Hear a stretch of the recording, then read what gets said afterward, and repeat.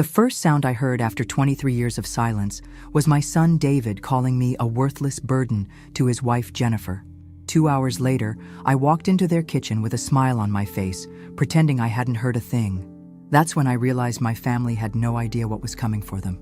If you're watching this, subscribe and let me know where you're watching from. Let me back up and tell you how I got here. 3 weeks ago, Dr. Martinez at St. Mary's Hospital performed what he called a miracle surgery on my damaged ear canals. 23 years earlier, a drunk driver had crashed into my car, leaving me completely deaf and my husband Robert dead. I'd learned sign language, lived quietly, and raised David the best I could as a single mother. The surgery was experimental, expensive, and had only a 30% success rate. David had been furious when I'd insisted on using my savings for it. "Mom, you're 68 years old. Why put yourself through this risk?" he'd argued. But something inside me refused to give up hope. The morning I woke up in the hospital recovery room, I heard a nurse's footsteps echoing down the hallway. Then her voice, clear as crystal, saying, "Good morning, Mrs. Sinclair. How are you feeling?" I cried for an hour straight, not from pain, but from pure joy. The world had sound again. Dr. Martinez was amazed. "Your hearing is actually better than normal range, Eleanor. It's like your brain compensated for all those lost years." He explained I'd need to adjust slowly. That sounds might seem overwhelming at first. He was right. Everything seemed amplified, from the beeping machines to the whispered conversations in the hallway. That's when I made a decision that would change everything. Instead of announcing my success immediately, I decided to surprise my family. I imagined their faces lighting up when I responded to their voices for the first time in over 2 decades. I pictured David's amazement, Jennifer's tears of joy, my grandchildren Michael and Sarah finally having real conversations with their grandmother. I spent a week in recovery, practicing my poker face with the nursing staff. "Remember, not a word to anyone," I told them. "This is going to be the most wonderful surprise." They thought it was sweet, this grandmother planning such a loving revelation. The day before my discharge, David visited. He sat beside my bed, moving his lips in the exaggerated way he'd developed over the years, assuming I was reading them. "Mom, Jennifer's prepared the guest room. You'll stay with us during recovery." His voice was strained, tired. I nodded and smiled, giving him a thumbs up like always. What I didn't realize was that I was about to discover who my family really was when they thought I couldn't hear them. And let me tell you, the truth was more devastating than 23 years of silence had ever been. I arrived at David and Jennifer's house on Maple Street, carrying the small overnight bag I'd packed at the hospital. Their 2-story colonial looked exactly the same as it had for the past 15 years. Manicured lawn, white picket fence, and the American flag David insisted on flying year-round. I'd helped them buy this house when David was starting his accounting practice. Jennifer opened the front door with what I now recognized as a forced smile. Her lips moved in the slow, deliberate way she'd adopted since my accident. "Welcome home, Eleanor. We're so glad you're feeling better." Her voice was pleasant enough, but there was something in her tone I'd never noticed before. A subtle impatience, like she was reading from a script she'd rather not perform. I gave her my usual grateful nod and let her guide me inside. The guest room was on the first floor, converted from what used to be David's home office. Jennifer had decorated it with floral wallpaper and lace curtains, her idea of what an elderly woman would find comforting. Honestly, it looked like a funeral parlor, but I'd never complained. How could I, when I couldn't hear their explanations anyway? "The bathroom is right across the hall," Jennifer said, her mouth moving with exaggerated precision. "Dinner will be ready in an hour." She patted my shoulder and left me to unpack. For 23 years, I'd lived in relative isolation. David visited twice a month. Jennifer accompanied him about half the time, and my grandchildren Michael and Sarah showed up for birthdays and major holidays. They were good kids, but they'd grown up with a grandmother who couldn't participate in normal conversations. Sign language had never come naturally to them. I'd filled my silent years with reading, gardening, and volunteering at the local food bank, where communication was mostly about sorting and organizing rather than talking. It had been a peaceful life, if lonely. I'd convinced myself that I was grateful for whatever contact my family provided. Now, As I sat on the edge of the guest room bed, I could hear everything. The refrigerator humming in the kitchen, a neighbor's dog barking 3 houses down, the television in the living room playing some afternoon talk show. After decades of silence, it was almost overwhelming. But what struck me most was hearing my own breathing, my own heartbeat. For 23 years, I'd lived in a soundless bubble. Now I was part of the world again, able to eavesdrop on conversations, to understand context and subtext, to finally hear what people really thought when they believed no one was listening. David arrived home from work at exactly 6:15, just like he had every day for the past decade. I heard his key in the front door, his footsteps on the hardwood floor, the sound of his briefcase hitting the kitchen counter. "How's the patient?" he asked Jennifer. They were in the kitchen, probably assuming I was resting in the guest room with the door closed. "Fine, I guess," Jennifer replied. Her voice sounded different than it had an hour earlier, less careful, more natural. "She seems tired, but that's expected after surgery." "Good.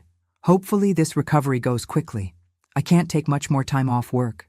There it was, the first crack in the facade. David wasn't concerned about my health. He was worried about the inconvenience my presence created in his schedule.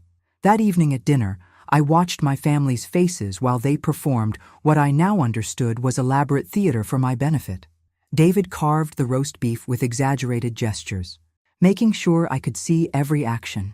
Jennifer pointed to each dish as she served it, mouthing the names slowly: mashed potatoes, green beans, gravy. Michael, my 20-year-old grandson, was home from college for spring break. He sat across from me, occasionally waving and giving me thumbs up when he remembered I was there. Sarah, 18, and in her senior year of high school, barely looked up from her phone during the entire meal. For 2 decades, I'd assumed their behavior was simply the natural result of our communication barrier. How wrong I'd been. "Grandma looks good, doesn't she?" David said to Jennifer, speaking as if I weren't sitting right there. "It's something people do around deaf individuals. They discuss you in your presence, assuming you can't understand." "The surgery was successful then?" Jennifer asked. "Too early to tell," David replied. "Dr. Martinez said it could take weeks to determine if there's any real improvement. But honestly, even if it works partially, she's 68. How much difference could it make?" I kept my expression neutral, continuing to eat my dinner while my heart pounded. This was my son talking about his mother's potentially life-changing surgery with all the enthusiasm of discussing a dental cleaning. "What did the doctor say about long-term care?" Jennifer asked, cutting her meat with sharp, precise movements. "Same as before. She can probably manage independently for a while longer, but we need to start thinking about alternatives." Alternatives. The word hung in the air like a threat. Michael looked up from his phone. "Are you talking about putting Grandma in a home?" "We're discussing options," David said carefully. "Your grandmother is getting older, and her needs are becoming more complex." "But she's been taking care of herself just fine," Sarah interjected, finally joining the conversation. Jennifer exchanged a look with David. "It's complicated, honey. Deaf elderly people face special challenges. We want what's best for your grandmother." I continued eating, maintaining the blank, pleasant expression I'd perfected over the years. Inside, my mind was racing. They weren't discussing my future with me. They were discussing what to do about me. After dinner, I helped clear the table, following my usual routine of washing dishes while Jennifer put away leftovers. The kitchen window faced the backyard where David was pushing our old lawnmower, even though the grass barely needed cutting.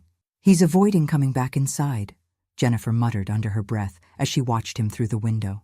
I turned toward her, pretending I was trying to read her lips. She waved her hand dismissively and walked away. But I'd heard enough to understand that even Jennifer recognized David's discomfort with having me in their house. That night, lying in the guest room bed with its scratchy floral sheets, I listened to my family's real conversations through the thin walls. David and Jennifer's bedroom was directly above mine, and sound carried more than they realized. "How long is she staying?" Jennifer asked. "Dr. Martinez said a week for observation. Maybe 2 if there are complications." 2 weeks? Ooh. "David, 2 weeks of tiptoeing around, of watching every word, of pretending we're happy to have her here. I know, but what choice do we have? She's my mother. Your mother, who could have saved everyone trouble by just accepting that this surgery was a waste of money." I pulled the covers up to my chin, feeling colder than the April evening warranted. This was how my family saw me: a trouble, an obligation, a burden they had to manage rather than a person they loved. But they had no idea I could hear every word, and that was about to become their biggest mistake.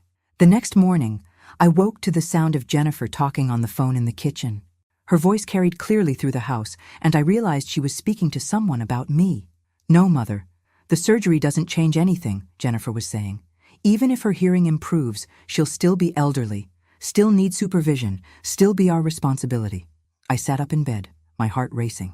Jennifer was talking to her own mother, discussing my future as if I were a piece of furniture they needed to relocate. "David thinks we should wait and see, but honestly, I don't see the point. Brookside Manor has an opening in their assisted living wing. If we act quickly, we could have her settled there by summer."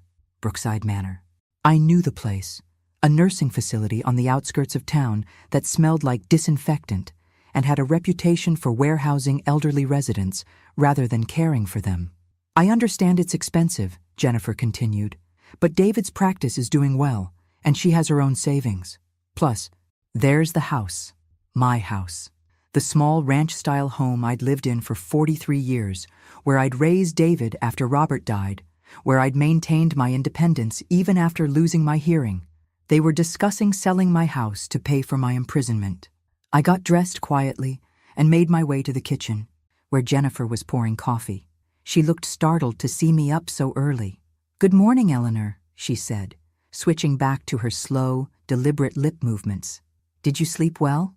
I nodded and smiled, pointing to the coffee pot. She poured me a cup, and I sat at the kitchen table, pretending to examine a magazine while she finished her phone conversation in the living room. "I'll call them this afternoon," I heard her tell her mother. "David doesn't need to know the details until we have everything arranged. It'll be easier for everyone that way. Easier for everyone except me." Apparently. David emerged from upstairs, already dressed for work in his navy suit and striped tie. He kissed Jennifer goodbye and squeezed my shoulder. "Have a good day, Mom. Jennifer will take care of you." After he left, Jennifer settled into what appeared to be her daily routine of avoiding me. She cleaned the kitchen with aggressive efficiency, started a load of laundry, and then disappeared into her home office to work on some projects. I spent the morning exploring my temporary prison, listening to the sounds of a house I'd helped purchase, but was apparently no longer welcome in. The walls were thin, and I could hear Jennifer making phone calls, her voice carrying through the heating vents. The first call was to Brookside Manor. "I'd like to inquire about availability in your assisted living facility," she said. "For my mother-in-law. She's 68, recently had surgery, and we feel she needs more supervision than we can provide." The lies came so easily to her. I wasn't failing mentally or physically. I didn't need supervision. What I needed was a family that saw me as a person rather than a problem to be solved. The second call was to a real estate agent. "We may have a property coming available soon," Jennifer said. "A small ranch home, well-maintained, in the Willowbrook neighborhood. 3 bedrooms, 2 baths, large backyard. Yes, I think it would sell quickly. My house." They were planning to sell my house before I was even aware they wanted me out of it. The third call was the one that broke my heart completely. "David, it's me. I talked to both places this morning. Brookside has an opening, and Margaret thinks the house will sell within a month of listing. We need to move on this before your mother gets too comfortable with the idea of staying independent." There was a pause while David responded. "I know it seems fast, but think about it logically. If the surgery works, she'll be more demanding, wanting to go places and do things. If it doesn't work, she'll be depressed and harder to manage. Either way, it's better to make the transition now while she's still adjusting." Another pause. "No, we don't tell her anything until it's arranged. You know how stubborn she can be. Remember when she refused to give up driving? This is the same thing. Sometimes you have to make decisions for people who can't see what's best for them." I sat in the guest room, my hands trembling as I folded the same towel over and over again. They weren't just planning to betray me. They were proud of their cleverness, congratulating themselves on protecting me from my own supposed inability to make rational decisions. That afternoon, Michael came home from college classes. I heard him talking to Jennifer in the kitchen. "How's Grandma doing?" he asked. "Fine," Jennifer replied. "She's adjusting to being here." Are you guys really thinking about putting her in that nursing home? Jennifer's voice became sharper. It's assisted living, Michael, not a nursing home. And yes, we're considering it. Your grandmother needs more care than she realizes. But she's been living alone just fine. That's what worries us. She's been isolated, not taking proper care of herself. The surgery was a desperate attempt to avoid facing reality. I closed my eyes, feeling the weight of their manipulation. They'd twisted my hope for reconnection into evidence of my incompetence. But they'd made one crucial mistake. They'd given me the gift of hearing their true intentions while still believing I was deaf to them. And I was going to use that advantage in ways they never saw coming. By Thursday, I'd heard enough to understand the full scope of their plan. Jennifer had scheduled a tour of Brookside Manor for the following week, telling them I was struggling with depression and isolation following unsuccessful surgery. She'd also gotten preliminary estimates from 3 real estate agents for my house, all of whom seemed eager to list what they described as a prime property in a desirable neighborhood. The most crushing revelation came when I overheard David talking to his business partner Marcus during a phone conference he took in the home office adjacent to my bedroom. The timing is actually perfect, David explained. If we move quickly, we can get Mom settled before she starts asking questions about her finances. She's got nearly $200,000 in savings, plus the house equity. That should cover Brookside for at least 8 years, maybe 10 if we invest wisely. My savings. Money I'd accumulated through 43 years of careful budgeting. Money I'd planned to leave to my grandchildren for college. Money I'd intended to use for travel now that I might be able to hear tour guides and engage with other travelers. What if she objects? Marcus asked. She won't have much choice. Jennifer's researched the legal requirements for elderly care decisions. If we can document that she's not capable of managing her affairs independently, we can get temporary guardianship. Is she actually incapable? David paused. She will be once she understands what's happening. The shock of losing her independence will probably trigger depression, confusion, maybe even some cognitive decline. It's common in elderly people facing major life transitions. They weren't just planning to steal my money and my home. They were counting on the trauma of their betrayal to justify their actions. It was diabolical in its calculated cruelty. That evening, Sarah came home from a school dance, and I heard her talking to Jennifer in the kitchen while she made a late-night snack. Mom, are you really going to put Grandma in that place? It's not putting her anywhere, Sarah. It's helping her transition to appropriate care. But she's not sick or anything. She just can't hear. There's more to it than that, honey. Your grandmother has been isolated for decades. She doesn't understand how much the world has changed, how vulnerable she is. The surgery was probably her last attempt to avoid accepting reality. What reality? That she's old, Sarah. That she needs people to make decisions for her because she can't see the bigger picture anymore. I listened to Jennifer poison my granddaughter's mind with lies, teaching her that elderly people were inherently incompetent and that family members who warehoused their parents were actually being compassionate. Will we still see her? Of course, Jennifer said quickly. Brookside has visiting hours. We'll see her regularly. But I'd heard Jennifer's earlier conversation with her mother, where she'd complained about the obligation of visiting elderly relatives and expressed relief that Brookside was far enough away that we won't feel guilty if we can't make it there very often. Friday morning, I made my decision.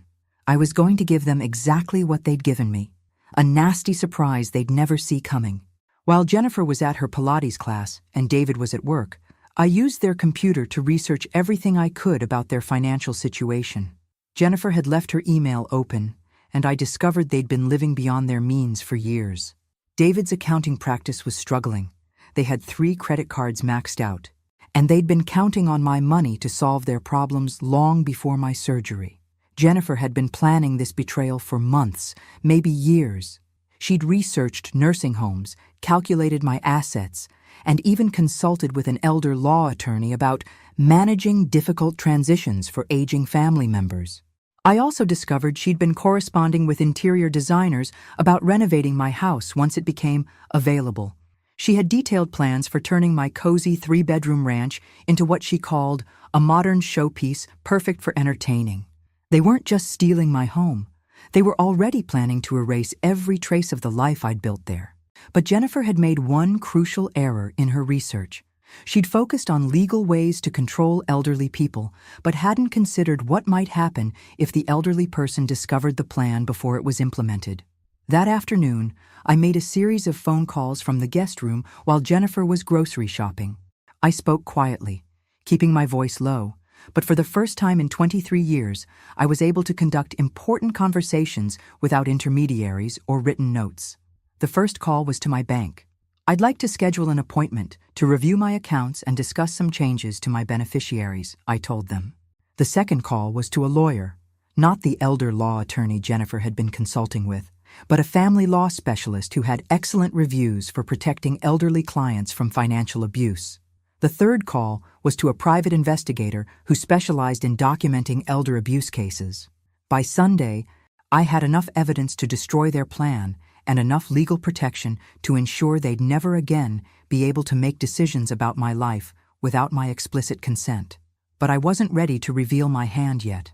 I wanted them to dig the hole deeper, to commit more fully to their betrayal, to show me exactly how far they were willing to go.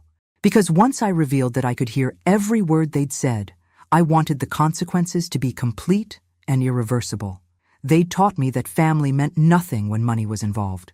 Now I was going to teach them what happens when you underestimate a woman who's had 23 years to develop patience and the element of surprise.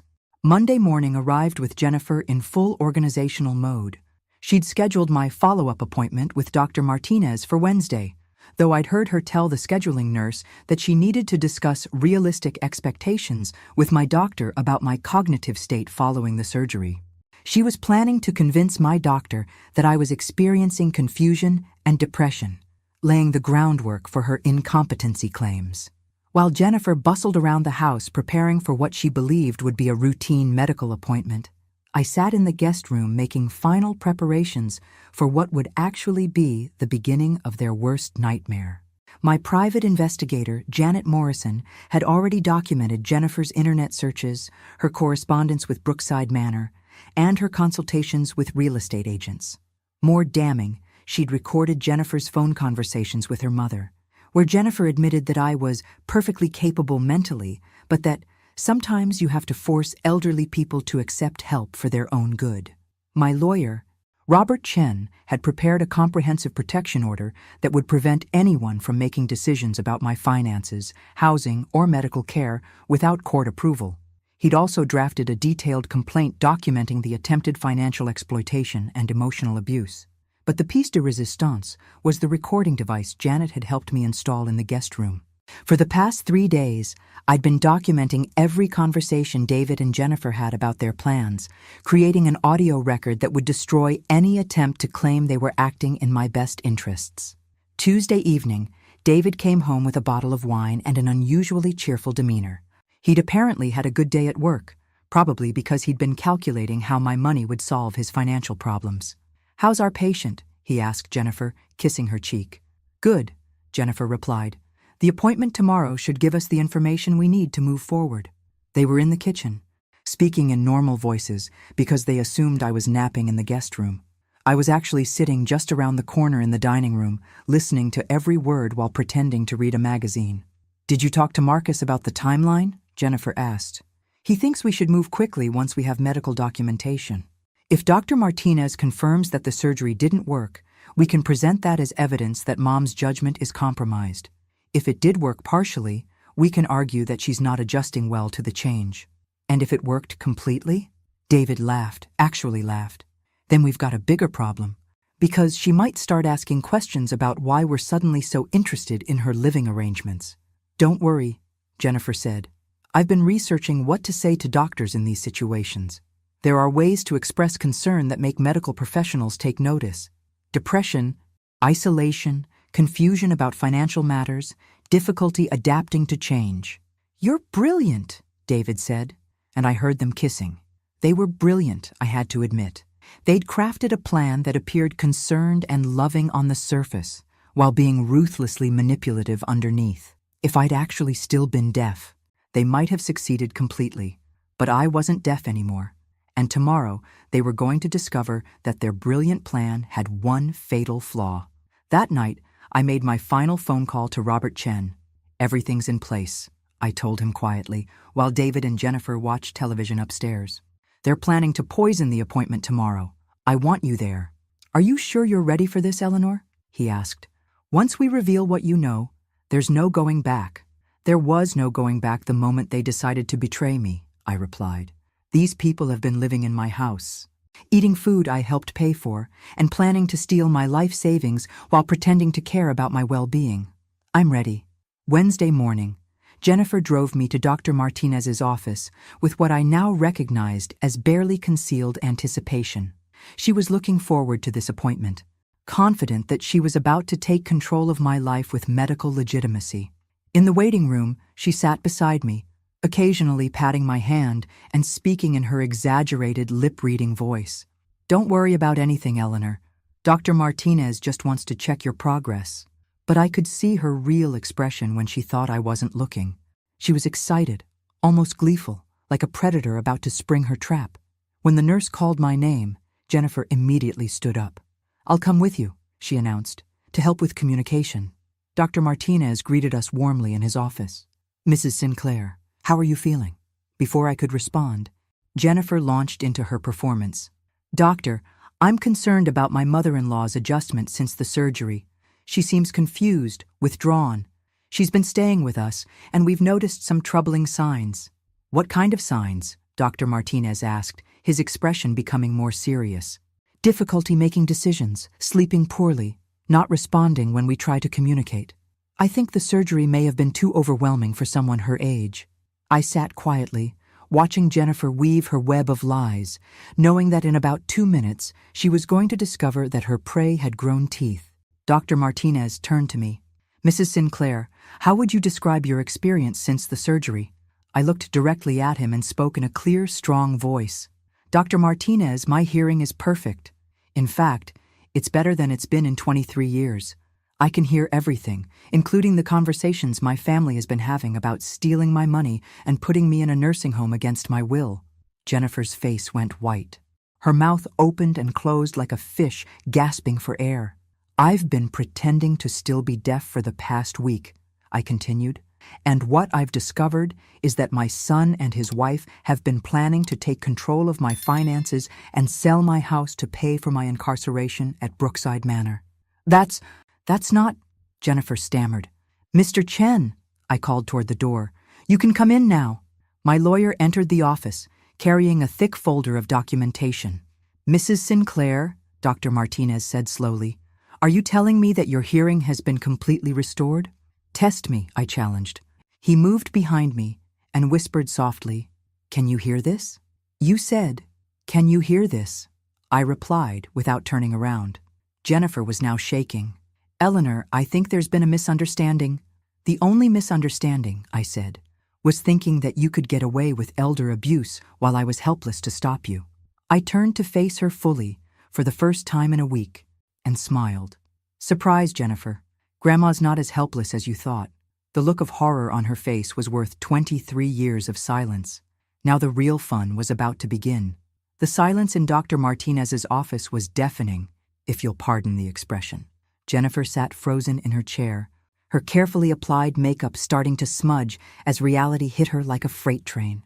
Eleanor, she whispered, we can explain everything. Oh, I'm sure you can, I replied sweetly. You've been quite creative with your explanations this past week. Telling Brookside Manor I was depressed and isolated. Telling real estate agents my house would be available soon.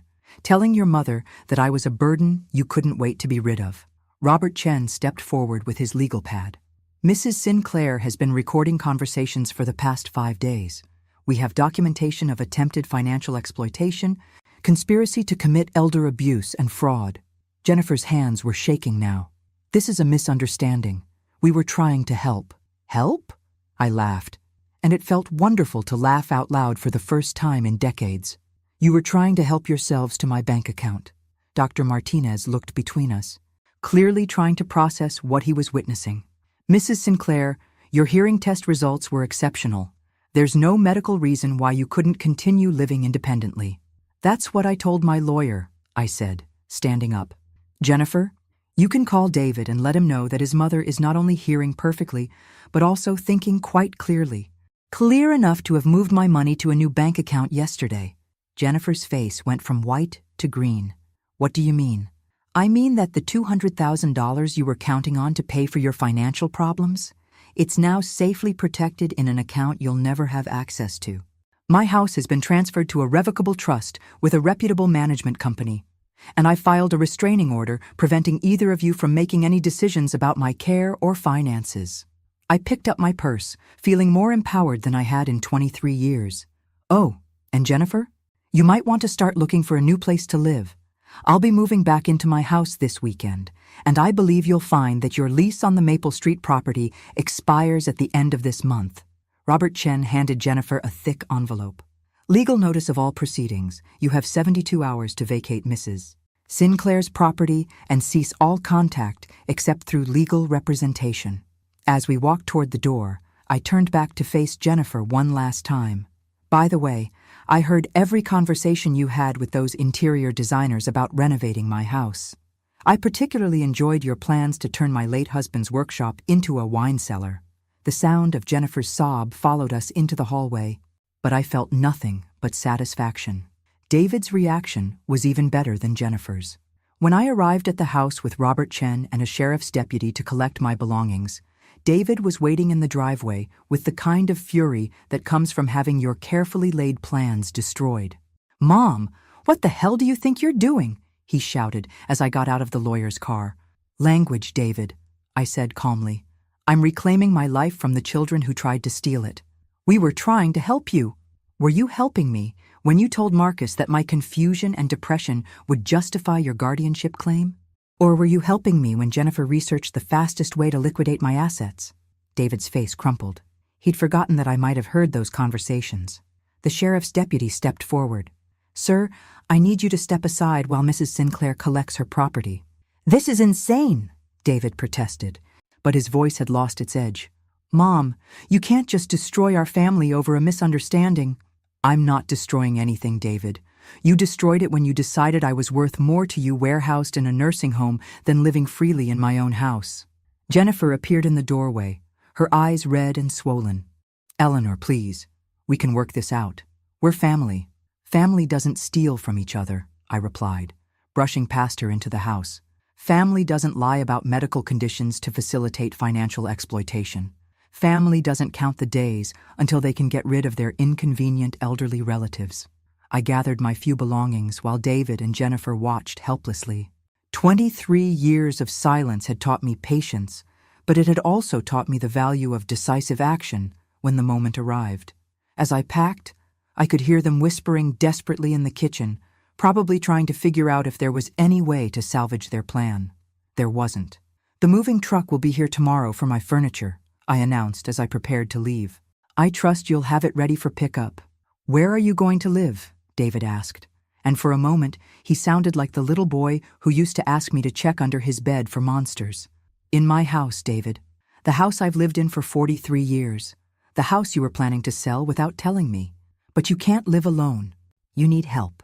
I smiled at him, and I made sure it was the coldest smile I could manage. "I've been living alone for 23 years, son. The only help I needed was protection from my own family." Robert Chen handed David his own legal envelope. "Outstanding loan documentation. Your mother has graciously decided not to pursue immediate collection of the $68,000 you've borrowed from her over the past 5 years. Provided you cease all contact and make no further attempts to interfere with her life." David stared at the papers, his face reflecting the dawning realization that their financial problems had just become exponentially worse without my money to solve them. Moving back into my own house felt like resurrection. Every familiar corner, every piece of furniture, every photograph on the mantel welcomed me home with sounds I'd forgotten I missed. The creak of the kitchen floorboard, the whistle of the tea kettle, the gentle hum of the refrigerator. But the sweetest sound was my phone ringing with calls from David and Jennifer that I simply didn't answer. Janet Morrison, my private investigator, stopped by on my third day home with a final report that was more satisfying than any revenge fantasy I could have imagined. "Your son and daughter-in-law are in serious financial trouble," she reported, settling into my living room with a cup of coffee. "Without your money, they can't make their mortgage payments. David's practice has been hemorrhaging clients, and Jennifer's spending has put them about $40,000 in credit card debt. How unfortunate, I said, though I felt nothing resembling sympathy. It gets better. Jennifer called Brookside Manor to cancel your admission, and when they asked why, she had to admit that you'd never actually agreed to be admitted. Turns out, making false medical claims about elderly relatives is something they take very seriously. They've reported her to Adult Protective Services. I nearly choked on my coffee. They reported Jennifer for attempted elder abuse. Apparently, this isn't the first time someone's tried to use their facility to warehouse a competent elderly person against their will. They have protocols. The irony was delicious. Jennifer's own research had led her to a facility that was specifically trained to recognize and report the kind of abuse she'd been attempting. There's more, Janet continued. Your granddaughter Sarah called me. She wants to see you. That evening, Sarah knocked on my front door carrying a bouquet of grocery store flowers and wearing an expression of absolute mortification. Grandma, she said when I opened the door, I heard what Mom and Dad were planning. I had no idea. Come in, sweetheart, I said, and the joy of speaking directly to my granddaughter without interpreters or exaggerated lip movements was overwhelming. We sat in my kitchen, the same kitchen where I'd fed her cookies and milk during childhood visits, and had our first real conversation in her adult life. I knew something was weird, Sarah admitted. Mom kept talking about how you needed professional care, but you've always seemed fine to me. Independent, you know. I am independent, I assured her. I was just temporarily unable to hear my family planning to steal from me. Sarah laughed, then caught herself. Is it okay to find this funny? Because honestly, what they did was awful, but the way you caught them is kind of brilliant. It's okay to laugh, honey. Sometimes revenge is the only reasonable response to betrayal. We talked for 2 hours about her college plans, her boyfriend, her dreams of becoming a veterinarian. All conversations I'd missed during her teenage years because of the communication barrier that no longer existed. When she prepared to leave, Sarah hesitated at the door. Grandma, are you ever going to forgive them? I considered the question carefully. Forgiveness isn't the same as reconciliation. Sarah, I might eventually forgive them for their selfishness and greed, but I'll never trust them again. And I'll never pretend that what they did was acceptable family behavior. I understand, she said, hugging me tightly. Can I come visit you again? Anytime you want, sweetheart. I have 23 years of grandmother conversations to catch up on. The final act of my revenge came 6 months later, though I hadn't planned it quite that way. David and Jennifer lost their house in foreclosure. Without my money to fall back on, their accumulated debt and David's failing business created a financial collapse they couldn't prevent. They were forced to move into a small apartment across town, while I continued living comfortably in my perfectly maintained home. The poetic justice was that Jennifer ended up taking a job at Brookside Manor, the very facility where she'd planned to imprison me. Apparently, they needed someone to process admission paperwork, and her research into elder care had given her relevant experience. I learned this information from Margaret, my next-door neighbor who'd become a close friend since my return home. Margaret and I spent our mornings gardening together and our evenings playing bridge with 2 other women from the neighborhood. For the first time in decades, I had an active social life. Jennifer looked exhausted when I saw her at the grocery store, Margaret reported one Thursday evening.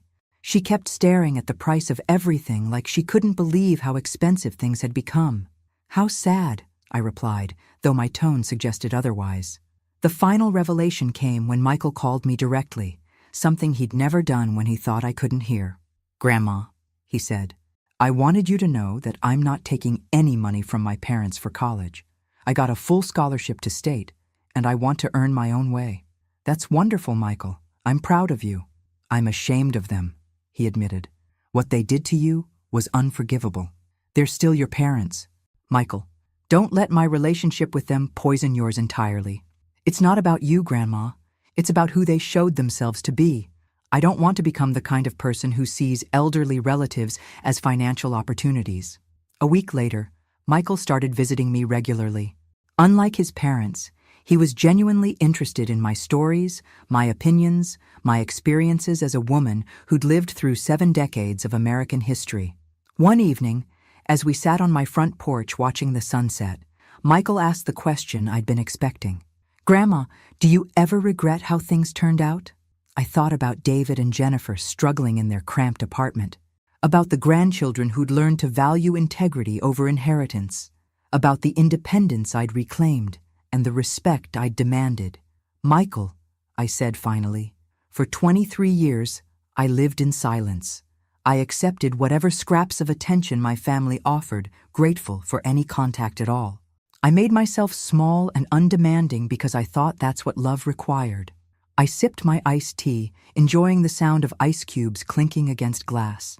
But love doesn't require you to accept abuse. Family doesn't mean allowing people to steal from you while pretending it's for your own good. And being elderly doesn't mean surrendering your right to make decisions about your own life. The Crickets were beginning their evening concert, and I marveled again at being able to hear them. Your parents taught me something valuable, even if they didn't mean to. They taught me that sometimes the people who claim to love you are actually your biggest threat. And they taught me that I'm stronger than I ever imagined. I looked at my grandson, this young man who'd chosen integrity over easy money, principle over family loyalty. So no, Michael, I don't regret how things turned out. For the first time in over 2 decades, I'm exactly where I belong, surrounded by people who value me for who I am rather than what I can provide. It's been 2 years since I regained my hearing and discovered my family's betrayal. David and Jennifer have never apologized, though Jennifer did send a Christmas card last year with a note saying she hoped I was happy with my choices. I am, actually, happier than I've been since Robert died. My house is filled with sound again. Friends visiting, music playing, my own voice reading books aloud just because I can. I've joined a book club, started taking piano lessons, something I'd wanted to do for decades, and even begun dating a widower named Frank who lives 3 streets over.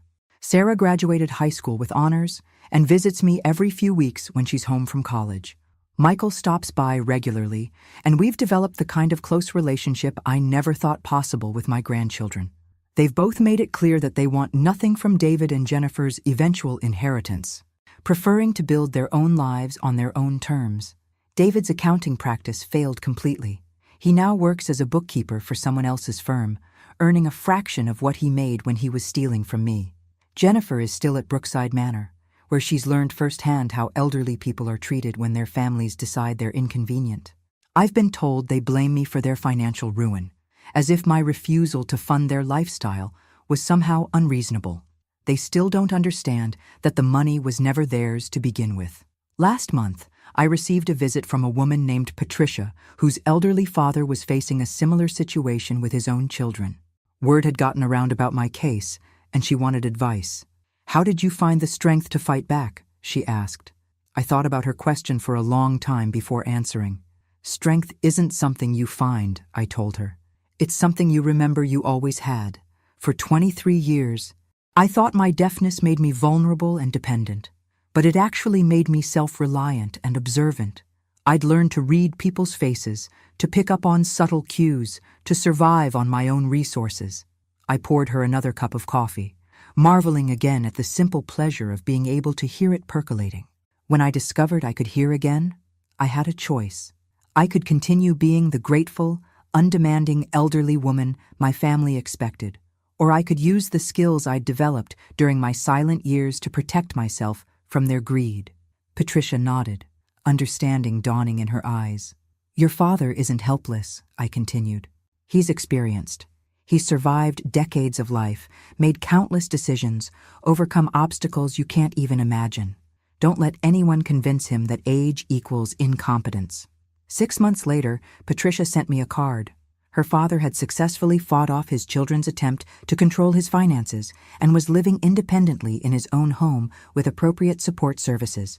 These days, I spend my mornings working in my garden, my afternoons reading or visiting with friends, and my evenings enjoying the symphony of sounds that most people take for granted.